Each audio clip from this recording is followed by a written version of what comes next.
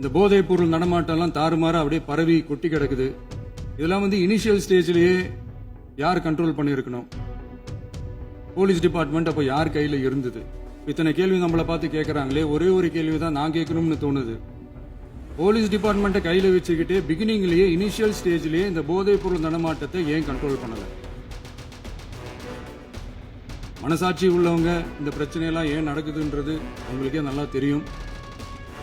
இன்னைக்கு சட்டம் ஒழுங்கை பத்தி கேள்வி கேட்கக்கூடாதா அப்படின்னா தாராளமாக கேட்கலாம். இது ஜனநாயக அரசு, மன்னராட்சியெல்லாம் கிடையாது, மனசாட்சி உள்ள மக்கள் ஆட்சி.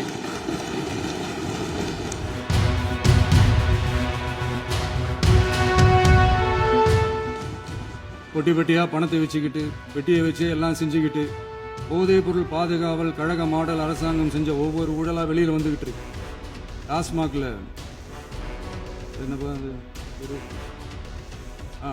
பார்ட்டி ஃபண்ட் கட்சி நிதி அப்படின்ற பேர்ல அடிச்ச கொள்ளையெல்லாம் ஒண்ணா இப்போ கவர்மெண்டோட கஜானாவுக்குள்ள கொண்டு சேர்த்துக்கிட்டே இருக்கிறோம்.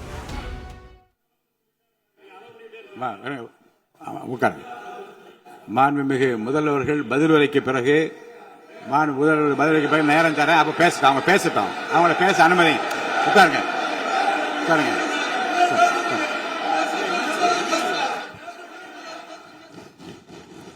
மாண்புமிகு பேரவைத் தலைவர் அவர்களே, கடந்த 11/6/2026 அன்று நடந்த நிதி ஆயோக் கூட்டத்தில் தமிழ்நாடு அரசின் சார்பாக கலந்து கொண்டு வறுமையற்ற தமிழ்நாடு இயக்கம் உருவாக்க தேவையான நிதியையும் தமிழ்நாட்டுக்கு 2 எய்ம்ஸ் மருத்துவமனைகளை தருமாறும் மருத்துவம் மற்றும் பல் மருத்துவ படிப்பிற்கு 12ஆம் வகுப்பு மதிப்பெண் அடிப்படையில் இடங்களை நிரப்புதல் குறித்தும் செயற்கை நுண்ணறிவு தொடக்க நிறுவன வளர்ப்பு மையங்கள் தமிழ்நாட்டில் அமைக்கவும் இளைஞர் திறன் மற்றும் வேலைவாய்ப்பு இயக்கம் செயல்படுத்த வேண்டியும் பெண்கள் தலைமையிலான வளர்ச்சி குறித்தும் மீனவ சமுதாயங்களின் வாழ்வாதாரம் மற்றும் மீன்பிடி படகுகள் மற்றும் மீனவர்களை விடுவித்தல் குறித்து நிரந்தர நடவடிக்கை எடுக்க வேண்டியும் காலநிலை தாங்கும் தன்மை பெருந்திட்டம் 2045 கீழ் விண்வெளி உற்பத்தி மையத்தை தேசிய விண்வெளி உற்பத்தி மையமாக அறிவிக்க கோரியும் தமிழ்நாட்டில் சாலை போக்குவரத்து நெடுஞ்சாலை மற்றும் ரயில்வே அமைச்சகத்தின் மேம்பாட்டு குறித்தும் அனைத்து கிராமங்களையும் டிஜிட்டல் இணைப்பு வசதி ஏற்படுத்துதல் குறித்தும் கூட்டு குடிநீர் திட்டம் தொடரவும்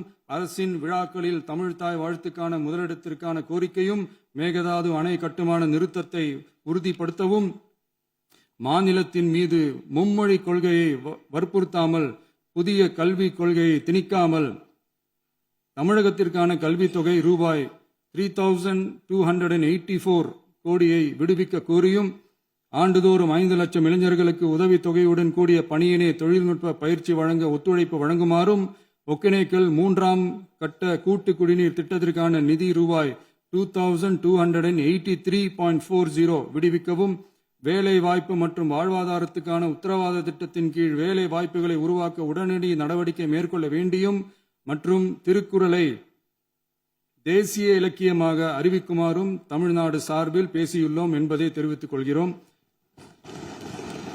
மாண்புமிகு பேரவைத் தலைவர் அவர்களே, அண்டை மாநிலங்களுடனான நட்புறவு ஒரு மாநிலத்தின் வளர்ச்சிக்கும் நாட்டின் ஒற்றுமைக்கும் மிகவும் அவசியமானது.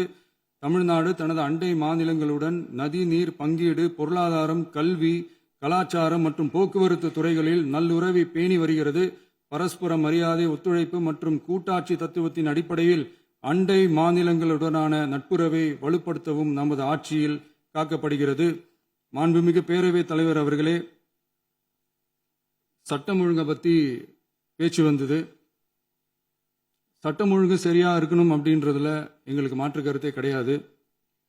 கண்டிப்பா லா அண்ட் ஆர்டர் கரெக்டா இருக்கணும், கரெக்டா இருக்கும், இருக்க வைப்போம். அதே மாதிரி பெண்கள் பாதிக்கப்படுறதையும் இங்க யாராலையும் சகிச்சுக்கவே முடியாது. அதுக்கான கடுமையான நடவடிக்கைகள் நம்ம அரசு எடுத்துக்கிட்டு இருக்கிறோம். இந்த சிங்கப்பெண் சிறப்பு அதிரடி படை கூட அதுக்கான ஒரு ஃபர்ஸ்ட் ஸ்டெப் தான். அதே மாதிரி இந்த போதைப் பொருள் நடமாட்டம் அதை கண்ட்ரோல் பண்றதுக்கும் நம்ம அரசு கடுமையான நடவடிக்கைகள் எடுத்துக்கிட்டு இருக்கிறோம். அதையும் கண்டினியூ பண்ணி எடுப்போம். மாண்புமிகு பேரவைத் தலைவர் அவர்களே, இப்ப நான் சொன்ன இந்த பிரச்சனைகள்லாம் இந்த 2026 போன மாசம் மே மாசம் 10ஆம் தேதி புதுசா வந்துடல.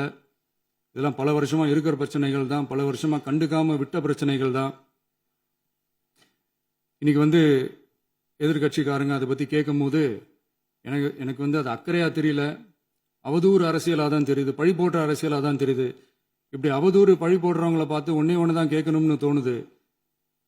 கடந்த 9-10 மாசமா நம்ம ஸ்டேட்ல சட்டம் ஒழுங்கு டிஜிபியே இல்லை. சட்டம் ஒழுங்கு டிஜிபியை போடுங்கன்னு சொல்லி எல்லாம் ஓஞ்சி போயிட்டோம். போன ஆட்சியில் நடந்ததுக்கெல்லாம் இப்பதான் விடையே கண்டுபிடிக்கிறோம் நம்ம ஆட்சியில்.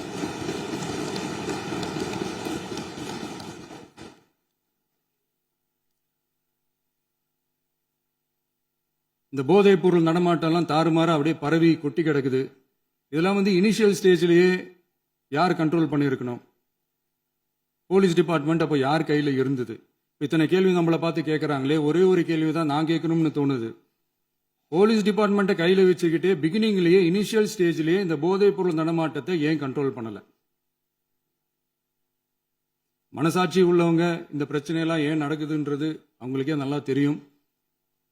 இன்னைக்கு சட்டம் ஒழுங்கை பத்தி கேள்வி கேட்கக்கூடாதா அப்படின்னா தாராளமா கேட்கலாம். இது ஜனநாயக அரசு, மன்னராட்சியெல்லாம் கிடையாது, மனசாட்சி உள்ள மக்களாட்சி. அதனால கேள்வி கேட்கலாம், எல்லாருக்கும் எல்லா உரிமையும் உண்டு. விமர்சனம் செய்யலாம், எல்லாருக்கும் எல்லா உரிமையும் உண்டு. ஆனா நம்ம ஆட்சியில் என்ன நடவடிக்கைகள் எடுத்திருக்கோன்றது தெரிஞ்சுக்கிட்டு அதுக்கேற்ற மாதிரி ஒரு நடுநிலையா பேசுனீங்கன்னா கொஞ்சம் நல்லா இருக்கும். சட்டம் ஒழுங்கை பத்தி யாருக்கு என்ன யோசனை இருந்தாலும், மக்கள் நலனுக்காக யாருக்கு என்ன யோசனை இருந்தாலும் அதை தாராளமாக சொல்லலாம். நம்ம அரசு அது காது கொடுத்து கேட்கும். ஆனா நம்ம அரசனுடைய நிர்வாகத்திறன் அதை பத்தி பேசுறவங்களுக்கு இந்த ஊரடிச்சு உலையில போட்டு ஊழல் மேல ஊழலா செஞ்சுக்கிட்டு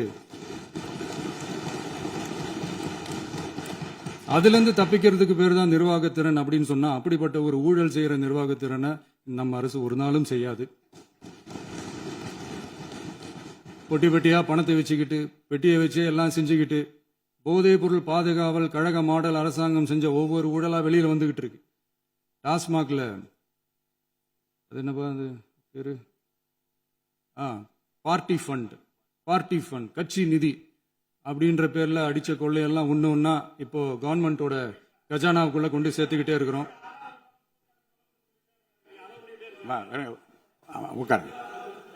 மாண்புமிகு முதல்வர்கள் பதில் உரைக்கு பிறகு முதல்வர் பதில் உரைக்கு பிறகு நேரம் தரேன். அப்ப பேசட்டும், அவங்க பேசட்டும், அவங்கள பேச அனுமதி. உட்காருங்க.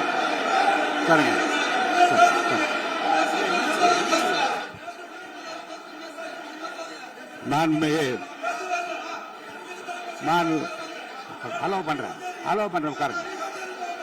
மாண்பு உறுப்பினர்கள் நீங்க இங்க உட்காருங்க, அமைதியா உட்காரு. நீங்க எல்லாம் உட்காருங்க.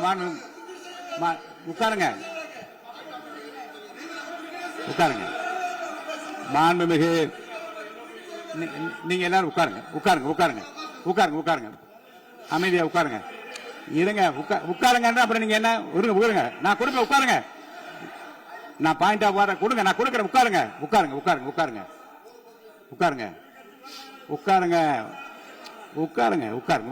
உட்காருங்க. மாண்புமிகு முதல்வர் அவர்கள்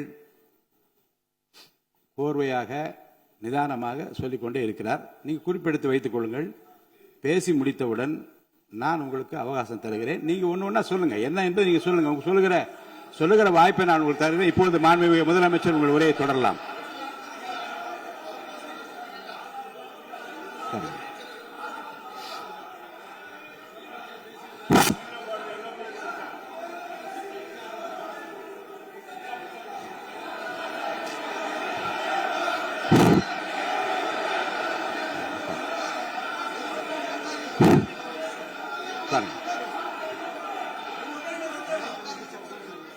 நான் எழுந்த பிறகு உட்கார்றதுதான் முறை. உட்காருங்க, எல்லாரும் உட்காருங்க. தேசிய உட்கார், நான் அலோவ் பண்றேன். உட்காருங்க, அமைதியா உட்காருங்க. நான் அலோவ் பண்றேன், அமைதியா உட்காருங்க. அங்க இருந்து குரல் கொடுக்காதீங்க, உட்காருங்க. பிளே ஸ்டோர் மற்றும் ஆப் ஸ்டோரில் இருந்து பாலிமர் செயலியை QR கோடு மூலம் பதிவிறக்கம் செய்யுங்கள். செய்திகளை உடனுக்குடன் பெறுங்கள்.